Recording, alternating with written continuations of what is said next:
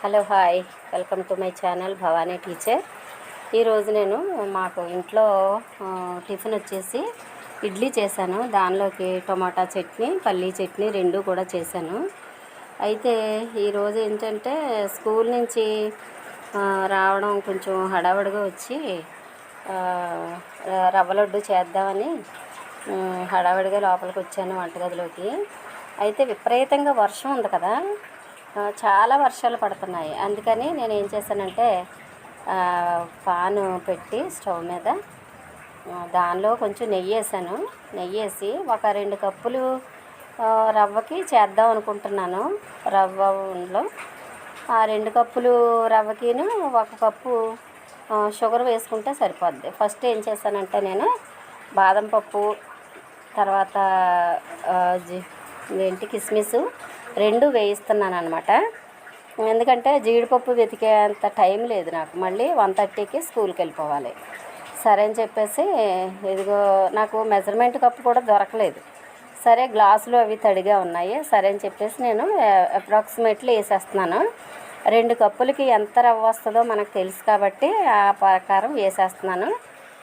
నెయ్యిలో ఇవి బాదం పప్పు, తర్వాత కిస్మిస్ వేగినాయి కదా, ఆ వేగిన వాటిల్లో రవ్వ వేసేస్తున్నాను అనమాట. రవ్వ 2 కప్పులకి ఎంత వస్తుందో అంత రవ్వ వేసేస్తున్నాను.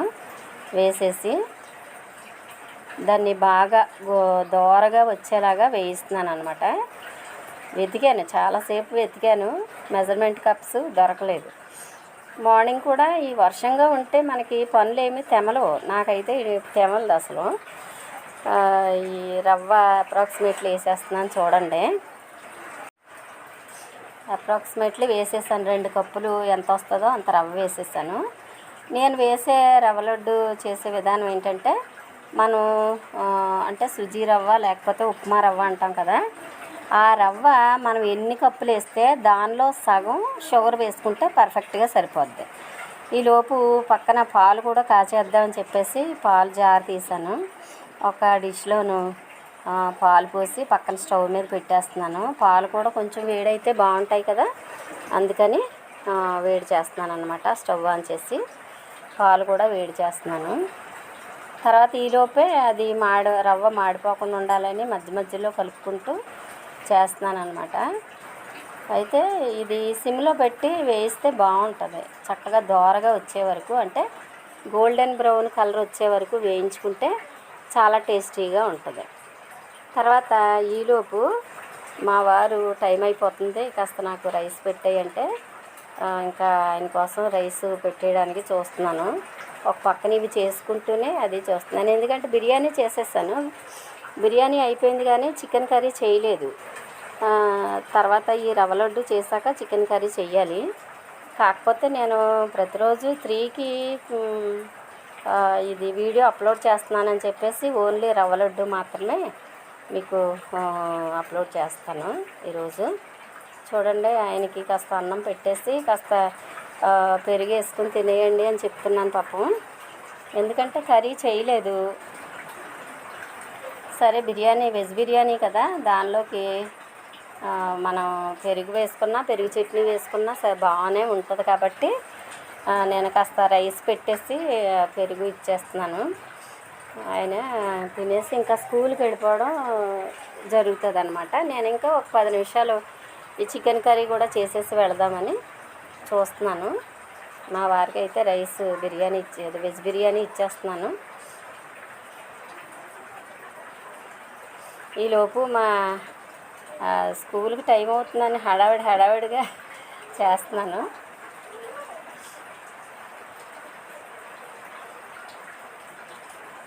అయితే ఇలా ఉంది. వీడియో చేయడం అంటే అంత ఈజీ కాదండి.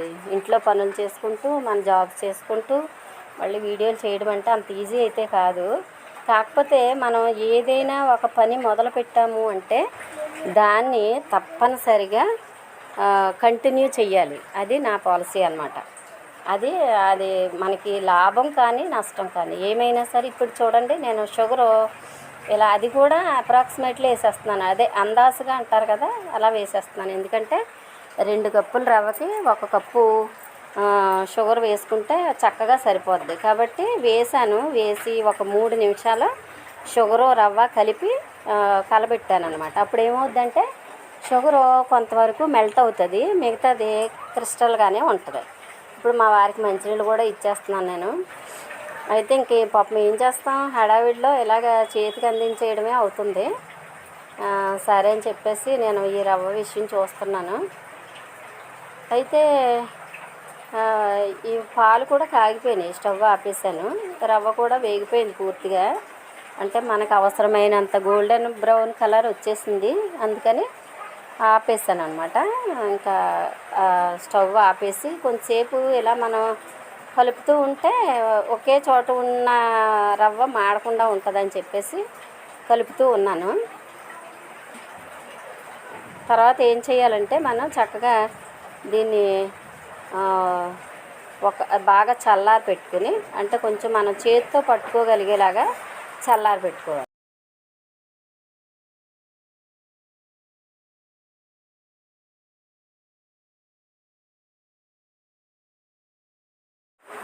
ఈ కాచిన పాలు స్టవ్ ఆపేసి ఈ రవ్వ ఫ్యాన్ కిందకి తెచ్చేసుకున్నాను అనమాట. ఎందుకంటే త్వరగా నేను ఈ రవ్వ లడ్డు చుట్టేసి తర్వాత ఫాస్ట్గా చికెన్ కర్రీ కూడా చేసేసి నేను మళ్ళీ స్కూల్కి వెళ్ళిపోవాలి.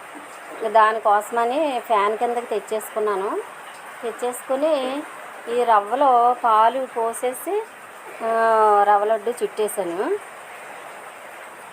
తర్వాత ఇంకో విషయం ఏంటంటే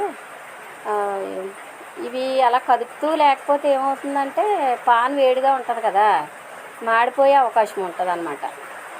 అందుకని ఇలా కదుపుతూ ఉన్నాను.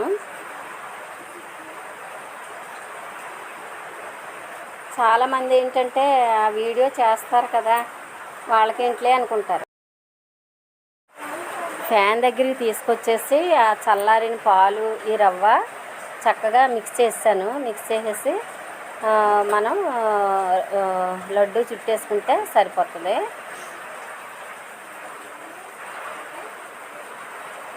కొంచెం గోరువెచ్చగా ఉండగా చుట్టుకుంటేనే బెటరు, ఎందుకంటే మరీ చల్లగా అవ్వకూడదు.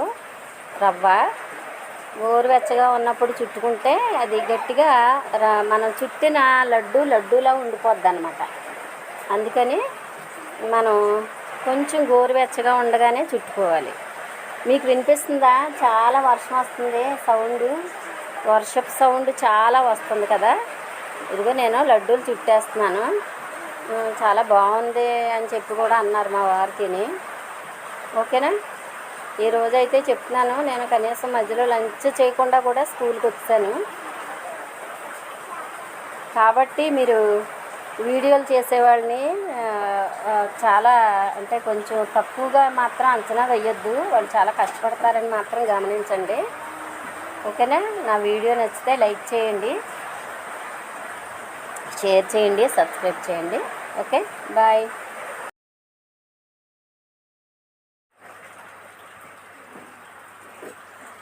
ఇంకా చూడండి, మిగతా లడ్డూలన్నీ కూడా ఇలా చుట్టేసి పిల్లలకి, మా ఫ్యామిలీ మెంబర్స్కి ఇచ్చేస్తున్నాను. ఇవన్నీ మాకు ఒక పూటకి సరిపోతాయి అన్నమాట. ఎందుకంటే తల ఒకటి తింటే ఒక పూటకి, ఇంకా ఇష్టమైన వాళ్ళు 2 కూడా తింటారు.